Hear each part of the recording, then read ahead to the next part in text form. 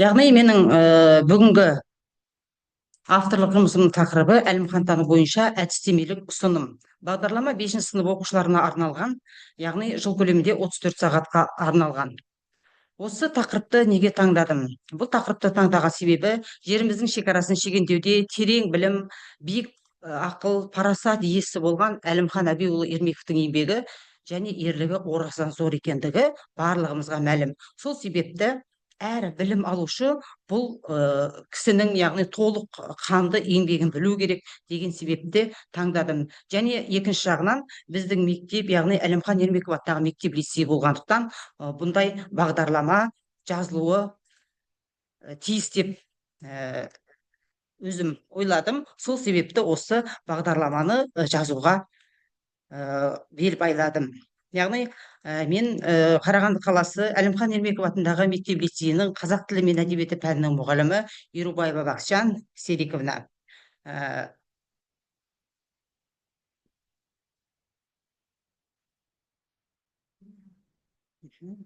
Келесіңіз. Яғни мына жерде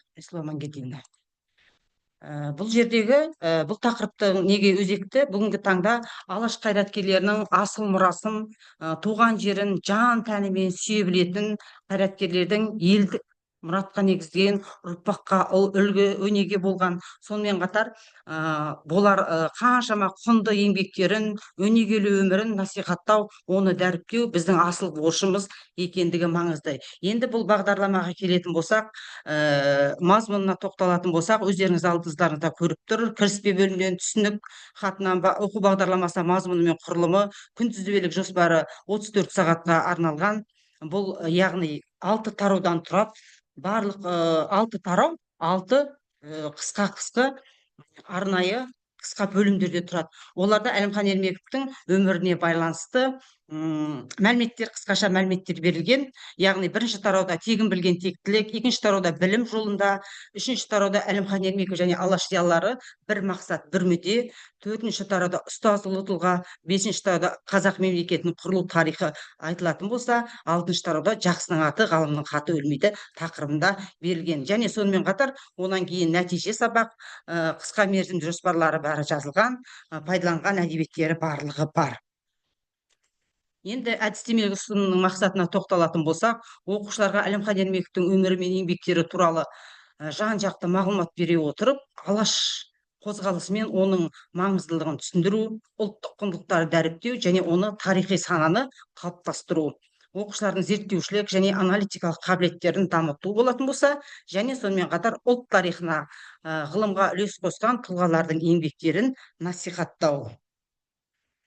Ал енді міндеттерін қарап отырсақ, міндеттеріне бірнеше міндеттер қойылған. Өйткені бағдарламада жазған кезде 1-2 міндет қана емес, бірнеше міндет қойылу ұсынылды. Сол себепті менде осы бағдарлама жазған кезде бірнеше міндеттерді алға қойдым.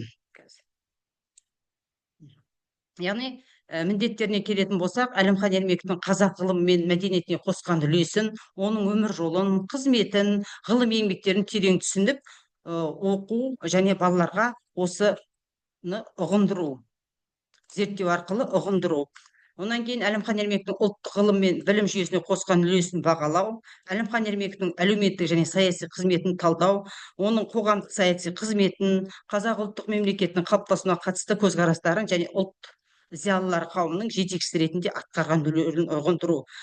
Бұлардың барлығын алған себебім, қазіргі оқушылар, мысалы үшін, бұл оқулықта берілмеген, бұл кісі туралы мәліметтер оқулықта берілмеген, бұл тарихпен негізі тығыз байланысты, тарихта да әдебиетте де жазылмаған. Сондықтан бұны өзекті мәселе деп жаңа алдында айтып кеткендей, осы бағдарламаны әрі қарай жүргізіп, оқушыларға әрине қазақ жерін шегендеуде қаншама еңбек еткен бұл кісінің еңбектерін білмеу мүмкін емес. Оның үстіне мектебіміз Әлімхан Ермеков атында болғандықтан. Келесі міндеттері, Енді өзектілігіне тоқталатын болсақ, Әлімхан Ермектің ғылыми зерттеулерін оқыта отырып, оқушыларға қазақтың тарихи және мәдени мұрасын зерттеген еңбектерін, оның қазақ халқының мәдениетін зерттеуге қосқан зор үлесін мектеп оқушылары арасында кеңінен насихаттау, ғылыми еңбектер мен зерттеулердің қазіргі кезеңдегі мәнін түсіну мен бағалау аса маңызды. Сондықтан оның қазақ тарихы мен мәдениетін зерттеуге үлесі бүгінгі күнге дейін өз маңыздылығын жоғалтқан жоқ. Сондықтан әдістемелік ұсынымым мектеп оқушыларын Әлімхан Ермектің мұрасымен таныстыра отырып, қазақ халқының ғылыми дәстүрін дәріптейді. Қазақтың тұңғыш ғалымдарының бірі ретінде Әлімхан Ермектің еліміздің білім беру жүйесіне қосқан үлесін және оның ғылыми жетістіктері мен зерттеулерінің маңыздылығын көрсетеді.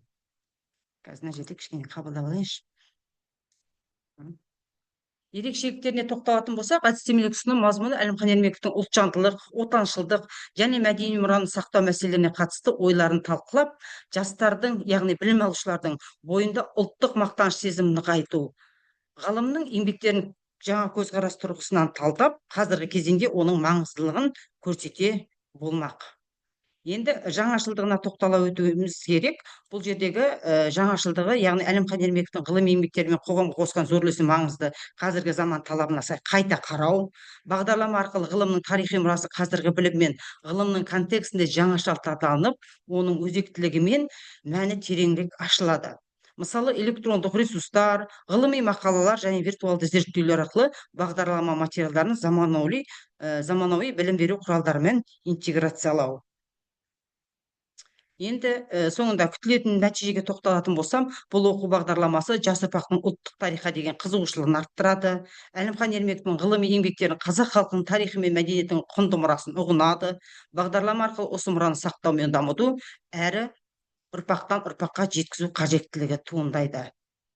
Енді жаңа алдында айтып өттім, 2019 жылдан 20 жылы бізде 2019 жылы мектеп ашылды. Ол 100-ші, жаңа алдындағы әріптесім айтып кеткендей, 103-ші мектеп деп ашылды. Онан кейін Әлімхан Ермеков атындағы мектеп алу керек болды атын мектебімізге. Сондықтан осыған бірнеше жұмыстар жүргіздік, зерттеулер жүргіздік, жан-жақтан архивтерден жұмыстарын алдық, өмірбаяндарын алдық, талдау жасадық. Шығармашылық топ болып бірнеше 3-4 ай жұмыс жасағаннан кейін барып, 12-ші наурыз күні үлкен конференция өтті. Әлімхан Ермеков атындағы аймақтық ғылыми практикалық конференция жүргізілді. Жаңағы УМЦ әдістемелік орталық арқылы бірлесіп, және бұл жердегі белгілі тұлғаларды шақырылды. Ол кісінің туыстары, жерлестері шақырылды. Ол жерде қорғалып, суретке қарап отырсаңыздар, осы практикалық конференцияның келесі жылында 2020 жылда тағы осындай конференция, үлкен аймақтық конференция өтті. Қарап отырсаңыздар, өз алдыларыңызда жинақ тұр. Бірінші жинақ 2020 жылы және 2021 жылы 2 жинақ тұр. Яғни конференцияға келген қатысушылардың барлық жұмыстары осы жерде енгізілген. Онан кейін мына жерде де осы, және сонымен қатар тек қана конференция болған жоқ. Бұл жерде ол кісіге арналған мұражай ашылды. Мұражай салтанатынан қарап отырсаңыздар, көрініс тұр. Міне мына жерде суреттерге көңіл бөлсеңіздер. Онан кейін Әлімхан Ермековтің оқушыларды таныстыру мақсатында туған жеріне экспедиция жасадық. 2020 жылы Ақтоғай ауданы Қызыларай ауылындағы Бөріктас қыстауында өмірге келген ол кісі, сол жердің тумасы. Сондықтан мектеп ұстаздары, мектеп басшысы және 7-ші сынып оқушылары ол кезде барлығымыз осы туған жеріне барып, қорымына барып, оқушыларды таныстырдық. Өйткені мектепті алмай тұрып осындай жұмыстар жүргізілді. Онан кейін 2021 жылы Әлімхан тану 5-ші А сыныбы дейді. 2021 жылы мына жерде қарап отырсаңыздар, білім алдан салып қойдым. Осы жерде маған мектеп басшысы осы Әлімхан тануды жалғастыр, жұмыс жаса деп осы бағдарламаны жазуыма бірден бір себеп болған мектеп басшысы еді. Әлімханның атын алғандықтан осындай бағдарлама жазуым керек, осындай курс жүргізу керек деген мақсатта берілген болатында. Міне білім алда тұр, 34 сағатқа арналған негізінде. апробациядан толық өтті деп айтуға болады. 1 жыл бойы оқыды оқушылар, өмірбаянымен, қызметімен, отбасымен, ұрпақтарымен, барлығымен танысып шықты 1 жыл көлемінде. Мына жерде енді одан кейінгі түсірілген суреттер. Онан кейін бұл конференциядан үзінділер жаңағы бұқаралық ақпарат құралдары беттерінде түсті. Конференциядан кейін конференция осы жердегі жаңағы конференциядан алған, қарап отырсаңыздар, мадақтамалардың бәрі осы жерге көрсетіп қойдым. Онан кейін әлімхандар бойынша әдістемелік курсының бірінші нәтижесі шықты деп айта аламын. Бұл жердегі қалалық білім бөлімінде қорғалды. Онан кейін әдістемелік орталыққа жолданды. Мына жерде қарап отырсаңыздар, енді бұл көбінесе мен өзі қазақ тілі әдебиеті пәні мұғалім болғандықтан оқу сауаттылығына ғана қарай бағыттадым. Өмірбаяны болсын, жаңағы отбасы турасы болсын, бұл жерде тақырыпқа байланысты мәліметтер берілген, ақпараттар оқушы оқиды. Бұл кітапша болып шығарып қойдым, әр оқушының қолына берем алдына. Онан кейін оқушылар осыны оқиды, танысады. Танысқаннан кейін барып осы жерде соңында жұмыс жасайды. Яғни бірінші тапсырма қарап отырсаңдар, мәтінді оқиды да кестені толтырады. Білетіндігі бар, білмейтіндігі, жаңалығы келісемін, келіспеймін, бұрыннан білетіндігі болса осы жерге толтырып шығады. Онан кейін тақырыптарда берілген, жаңа мәтін бойынша берілген мал шаруашылығынан өндірілетін азық-түлік өнімдері тақырыбында ой толғау жаз. Тек қана сұрақтар жауап қана емес, ой толғау да жазады, бұл жерде эссе де жазады. Қарап отырсаңдар, алаш зиялылар тақырыбына көрініс дайындау да бар. Бұл жаңағы оқушылардың актерлік шеберліктерін де арттыруға зор үлесін қосады. Онан кейін Әлімхан Ермеков қоғам қайраткері тақырыбында тапсырмалар қарап отырсаңыздар, сұрақ жауап ретінде, одан кейін жылдар сөйлейді кестесі тұр. Оқушылар жылдар сөйлейді кестесін толтырып шығады, мәтінге, жаңа ақпараттарға сүйене отырып. Онан кейін келесі тапсырмама тоқталатын болсам, алаштың асыл арысы Әлімхан Ермеков. Бұл жердегі Тәттімбеттің былқылдақ-сылқылдақ күйлері қай жерден дүниеге келген, оқушылар бұларды өз еріктерімен біле бермейді. Сондықтан осының бәрін кіргізіп, мәтінге қойып қойдым. Оқушылар осы жерден оқи отырып, әрі қарай жауаптарын жазады, және есте сақтауларына да өте жақсы дүние деп ойлаймын.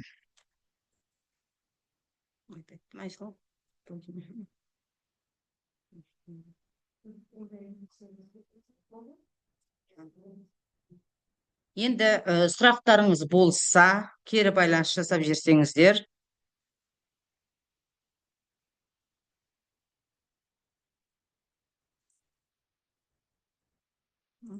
Пікірлеріңізді айтсаңыздар.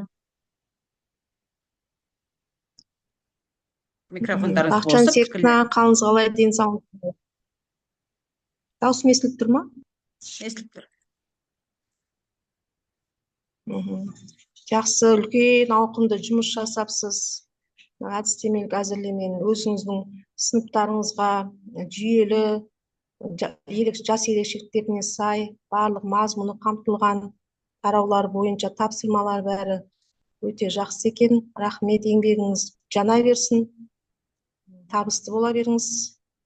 Ары қарай бізде осы сізге қарап әзірлеме жасаймыз ба деген ойда отырмыз. Рахмет сізге көп-көп. Еңбегіңіз жемісті болсын, сәттілік тілеймін. Басқа әріптестерге жазғы демалыстар ойдағыдай өтіп, осындай жұмыстар жасауға қарқынды болды бізге де. Кішкене бір табан. Рахмет көп-көп. Жақсы, рахмет Гүлжан Сәбденбаевна.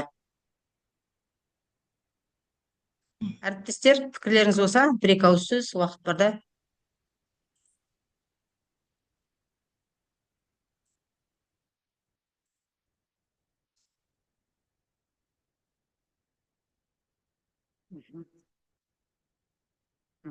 Жақсы, олай болатын болса, рахмет.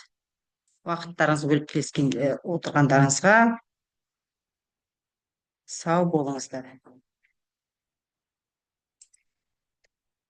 Сау болыңыздар.